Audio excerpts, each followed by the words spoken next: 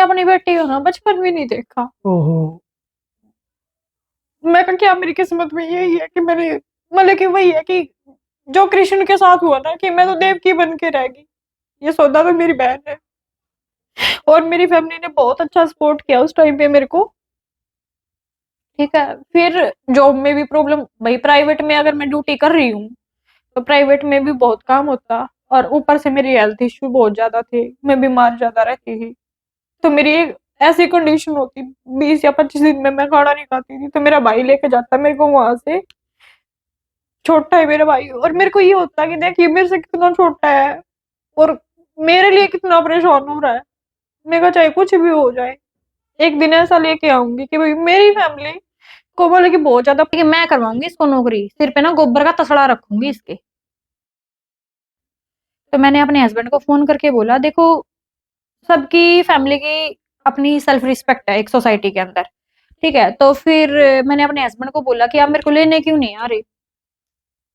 भाई क्या बात है, आप मेरे को लेने आओ। तो अब मैं यहाँ घर थोड़ी बैठी रहूंगी। तो फिर कहते हैं कि ना एक हफ्ता और रुक जा। मैं कहा एक हफ्ता क्यों? तो फिर मैं कहा क्यों, क्या बात है? मैं कहा लेने क्यों नहीं आ रही? कह रहा मेरे को टाइम नहीं है। मैं कहा चलो मैं आ जाती हूँ, बहादुरगढ़ से ले जाना आप मेरे को। तो मैं आ गई, जबरदस्ती अगर मैं आ गई। तो आने के बाद रूम में नहीं आ रहे, 10 बजे, 9:30 10 का टाइम था, रूम में नहीं आ रहे। तो मैंने मैसेज किया उनके पास, मैं कहा आप रूम में क्यों नहीं आ रहे, क्या बात है?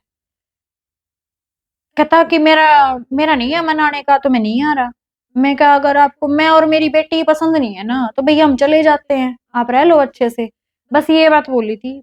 उसने अपनी माँ को और उसके अपने पापा को बुला के, मतलब कि ऐसे डोमेस्टिक वायलेंस किया ना मेरे साथ और मेरी बेटी के साथ।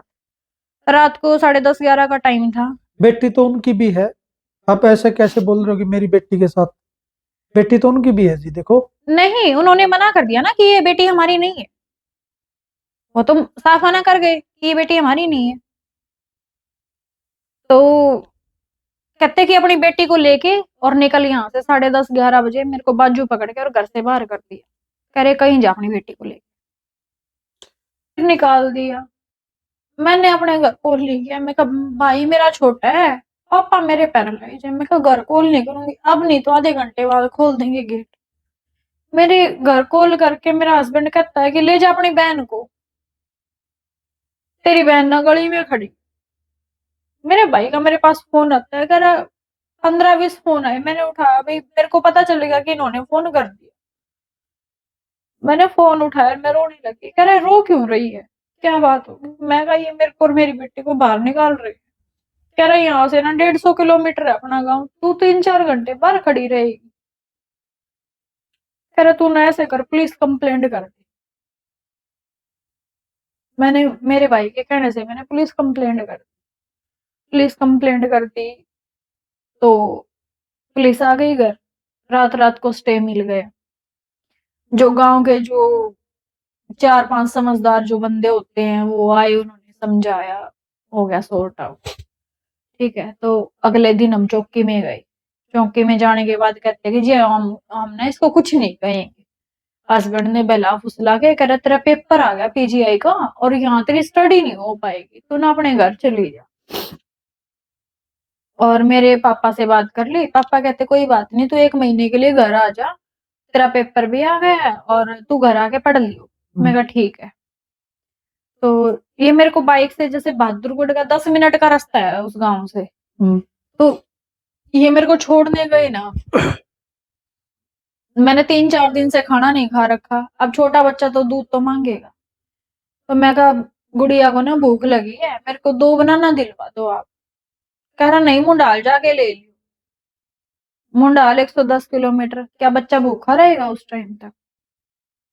बस स्टैंड पे छोड़ा, ना कोई बस पकड़ाई, कुछ नहीं, ना मेरे पास किराए के पैसे, और छोड़ के उसी टाइम घर के लिए निकल गया।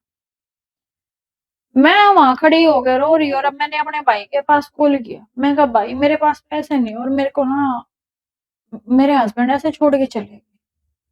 मेरे भाई ने कनेक्टर से बात की कि भाई मैं वहां के पैसे दे दूंगा, मेरी बहन को ले आ। मैं चली गई।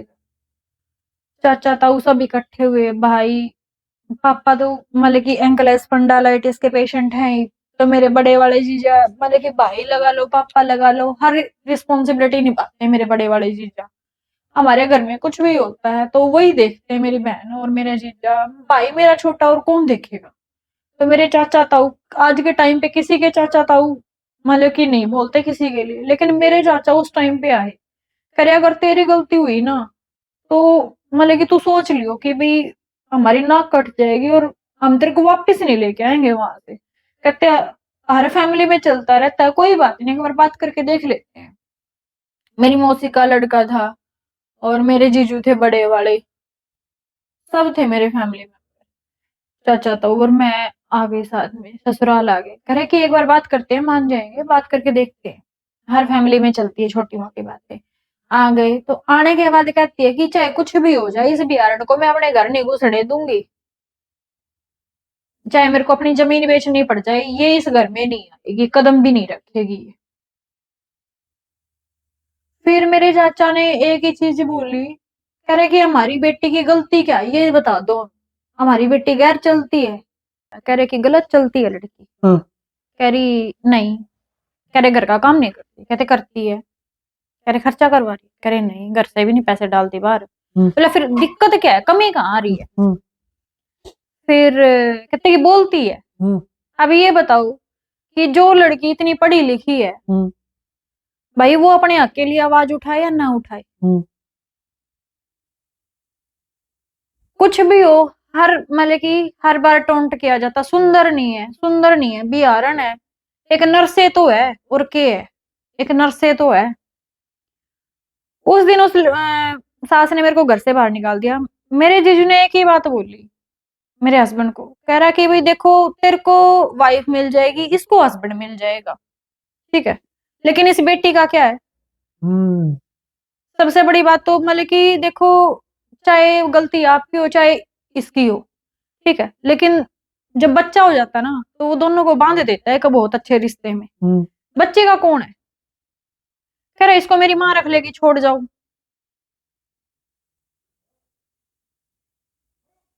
फिर मैंने उस दिन एक ही चीज सोची, मैं कहा चाहे कुछ भी हो जाए मेरी बेटी इस घर में नहीं रहेगी। जब से मेरी बेटी हुई है उस दिन से कलेश कर रखा है। और भाई जब इनको बेटी पसंद ही नहीं है, फिर मेरे जीजू को एक ही बात बोली मेरी सास ने, कर ये बेटी मेरे बेटे की है ही नहीं, मतलब कि करेक्टर के ऊपर एलिगेशन। मेरी फैमिली आ गई नहीं मानने, हम आ गए घर। फिर मेरे जीजू ने और मेरी बहन ने एक ही चीज बोली, बड़े वाली ने, करी बेटी को मैं रखूंगी। भाई मम्मी भी कैसे रखे, पापा पैरालाइज है, मम्मी शुगर बीपी की पेशेंट है, तो मम्मी भी कैसे रखे बच्चे को घर। और मेरी उस टाइम पे कंडीशन ऐसी थी कि मेरे को टाइफाइड चल रहा था। जैसे बेटी हुई थी ना, बेटी होने के बाद फिर मैं ठीक ही नहीं रही, बैठ मतलब कि 5 मिनट भी नहीं बैठा जाता था मेरे से, या तो मैं खड़ी रहती या मैं लेटती, दो ही सिचुएशन में रहती। फिर मेरी बहन कहती कि तू सबसे अच्छी चीज है कि तू अपनी जिंदगी बना, देख हम तेरे को सपोर्ट कर सकते हैं, ठीक है, जिंदगी बनानी, भाई तू अपनी भी जिंदगी बनाएगी अपनी बच्चे की भी बनाएगी, ये तेरे हाथ में है, अब तेरे को क्या करना, तू इसको बर्बाद भी कर सकती है और आबाद भी कर सकती है। तो वो मेरी बेटी को ले गई मेरी बड़ी वाली बहन। अच्छा। हाँ मेरी बड़ी वाली बहन ले गई, करी तू बेटी की टेंशन मत ले, इसकी एक माँ नहीं है, इसकी 4 माँ। बड़े वाली बहन ले गई। बीच वाली जो मेरी बहन है डॉक्टर, उसने मेरी जॉब लगवा दी। प्राइवेट में भी आज के टाइम पे ना बिना अप्रोच के नौकरी नहीं है, अगर हम कहीं भी जाते हैं बिना अप्रोच के कहीं नौकरी नहीं। तो मेरे जीजू ने मेरी जॉब लगवा दी, प्राइवेट लगवा दी। अच्छा। देखो आज का टाइम ऐसा है कि ना मतलब कि हम ना अपनी एक्चुअल सिचुएशन बता के ना कहीं भी सरवाइव नहीं कर सकते। तो मैंने वहां पे ना एचआर को बोला कि सर, एचआर को तो पता है कि भाई उसने मेरा आधार कार्ड वगैरह सब डाटा लिया, तो उसको पता है कि मैं मैरिड हूँ। तो मैंने बोला कि सर ये ना मतलब कि आप कॉन्फिडेंशियल रखना, ठीक है, और आप ये मत बोलना किसी को कि मैं मैरिड हूँ। और मैंने जॉब करनी स्टार्ट कर दी। इनको किसी के थ्रू पता चला, मेरे हस्बैंड बिना बताए दुबई चले गए, कहीं कोर्ट केस ना करते ही हमारे ऊपर। मेरी सास ने भेज दिया, और मेरी सास पीछे से ऐसे, मेरी सास मौसी सास सब कह रहे कि हमारा बेटा तो ना दूसरी ले आएगा वहां जाके, क्या कर लेगी भी यार। भाई मेरे को करना ही क्या है, मेरा एक ही था कि भाई जो प्रॉब्लम मैं फेस कर रही हूँ ना, कल को मेरी बेटी ना करे, चाहे मैं कुछ करूं, लेकिन मेरी बेटी कल को ये दिन ना देखे जो मैं दिन हाँ, मैं देख बेटी रही। खातर तो माँ का कालजा पैट के आवे है, बेटी तक जन्म दे रखा है, मत कुचलो रे नन्ही कलियों को, इनको भी जग में आने दो, बनकर फूल खिलेंगे एक दिन, इनको भी जीवन पाने दो। हे मत निहार माँ मुझे तू हसरत भरी निगाहों से, फिर से बच्ची बन बैठूंगी आकर तेरी पनाहों में, से बच्ची बन बैठूंगी आकर तेरी पनाहों में। माँ का तो लू बढ़ेगा भाई, बेटी खातर तो बड़े आग्रह है। मैंने उस दिन ये सोचा था कि ना तो मैं किसी की बहू, ना मैं किसी की बेटी, आज के टाइम पे ना मैं एक माँ हूं, और मैं हर चीज पॉसिबल कर दूंगी, चाहे कुछ भी हो जाए, मैं अपनी बेटी के लिए सब कुछ कर दूं। तो मैंने प्राइवेट जॉब ज्वाइन की, पापा के पैसे थे, भाई मेरा भी जो HSSC क्लियर हुआ था, जिसमें मेरी सीट रिजेक्ट हुई थी, मैंने कोर्ट केस डाला था चंडीगढ़ हाई कोर्ट में, वो भी पैसे मैंने अपने पापा से लिए थे। देखो शादी से पहले जो मतलब कि पेरेंट्स जो खर्चा उठाते हैं वो बात अलग होती है, लेकिन शादी के बाद जब हम पैसे लेते हैं तो भाई खुद को एक मतलब कि शर्म महसूस होती है कि भाई हम क्यों ले रहे हैं पैसे। देखो वापस करना तो बनता है शादी के बाद, इतना कुछ कर दिया, शादी कर दी, पढ़ा दिया, अब हम क्यों पैसे मांगे। तो मैंने प्राइवेट जॉब करके 3-4 हजार भी मैं अपना खर्चा चलाती, मैं अपने पेरेंट्स को मतलब कि कभी कभी नहीं रोती थी मैं अपने पेरेंट्स के सामने कि भाई मेरे को ये दिक्कत है। देखो अपने बच्चे की मरना नहीं है, चाहे कुछ भी हो जाए। वहां पे स्टाफ भी ये कहते हैं ना कि मतलब कि आज के टाइम पे कि ना नहीं जेंट से बात नहीं करनी, ऐसा कुछ नहीं है। ठीक है, जो मेरा स्टाफ था बहुत कोऑपरेटिव। मेरे को वैसे तो मेरा प्रैक्टिकल हैंड बहुत अच्छा था, लेकिन जो चीजें मेरे को नहीं आती थी, मैं मेरे को आईसीयू में डाला, तो जो चीजें मेरे को नहीं आती थी, मेरा पेपर आ गए थे, तो मेरे को ना हरपाल सर ने, दीपक सर ने, और डॉक्टर विक्रम थे, डॉक्टर सोनी थे, मेरे को बहुत सपोर्ट किया। वो मेरे जीजू के फ्रेंड थे, उनको मेरी सिचुएशन का पता था।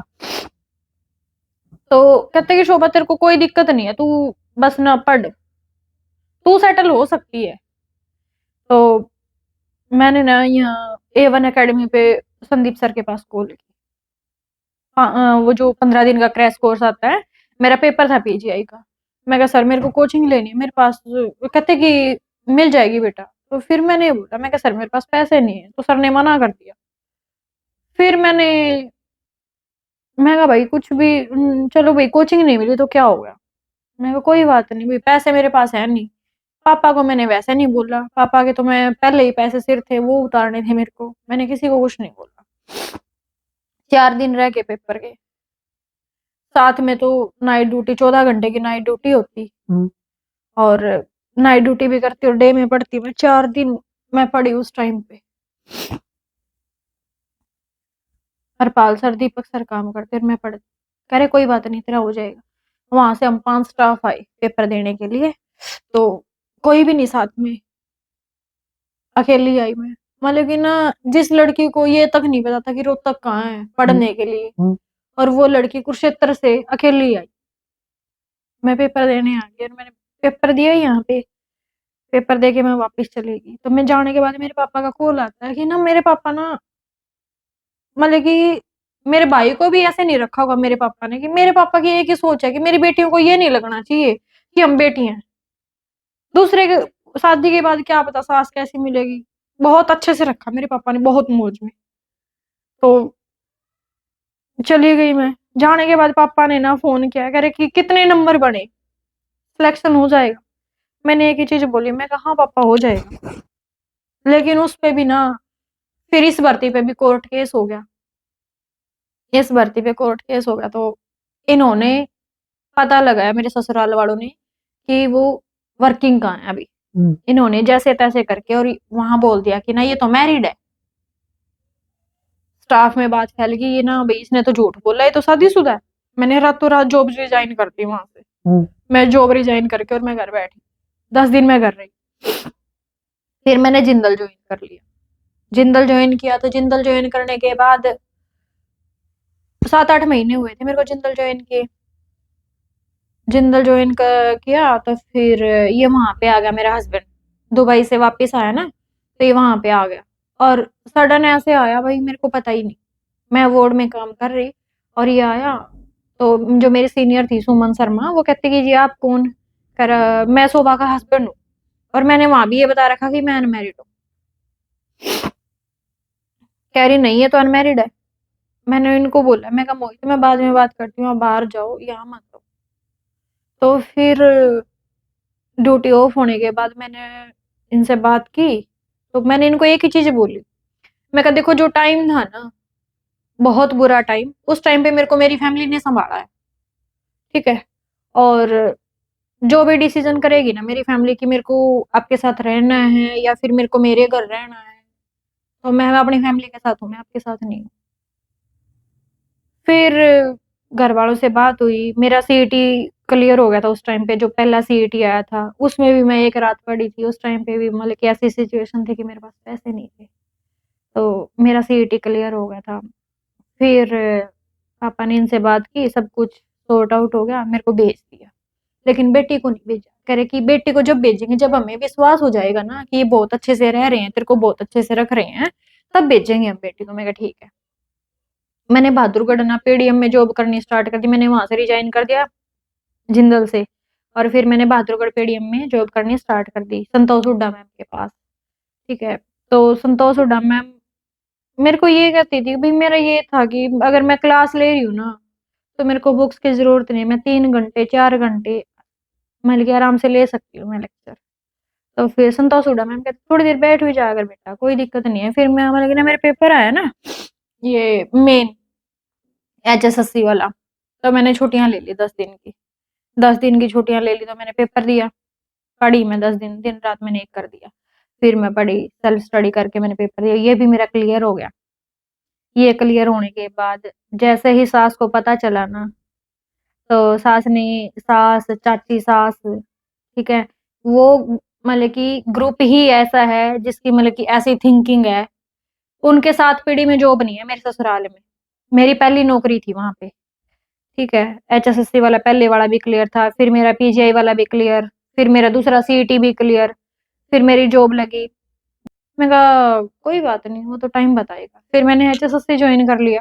एचएसएससी ज्वाइन करने के बाद फिर मेरा ये पीजीआई वाला भी आ गया, जिसपे कोर्ट केस चल रहा था। फिर मैंने अपनी एचएसएससी रिजाइन करके मैंने पीजीआई ज्वाइन कर लिया।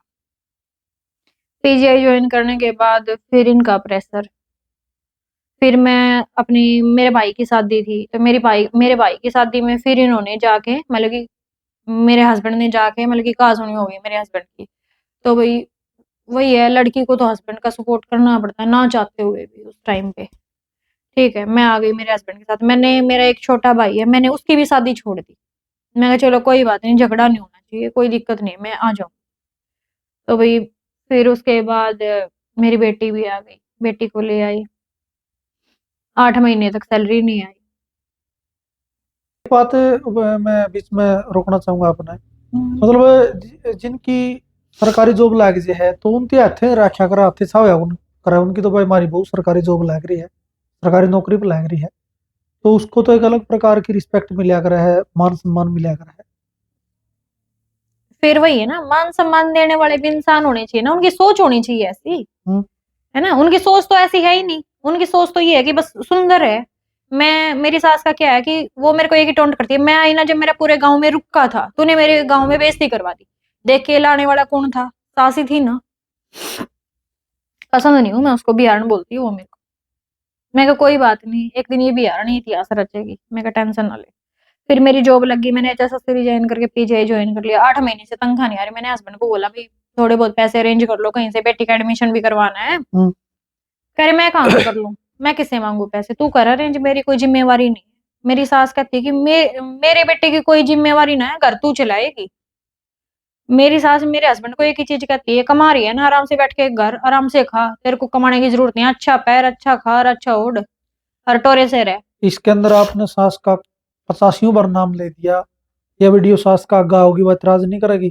क्योंकि देखो, एग्जैक्ट तो हमें इसकी पुष्टि नहीं कर सकते आपकी बात जो कहने लग रही हो। आप पढ़े लिखे हो, सास कितनी पढ़ी लिखी है आपकी? 5। आप पढ़े लिखे हो, आप मतलब आपकी बात बड़ी करा, हाँ आप पढ़े लिखे हो। क्या आपके मन में कभी ये बात नहीं आई भाई मेरी सास जो है इसको मैं मनाने की कोशिश करूं, हमारा इखलास हो, हमारा आपसी प्यार प्रेम हो? भाई परिवार में थोड़ी बहुत हो जागरा सबको है, सास बहू की तो हो जागरा है, लेकिन वे फिर उसी की उसी मन जागरा है। फिर उस बंदी बुआरी में मतलब अलगे मजा है रहने का, प्यार प्रेम तो रहने का अलगे मजा है।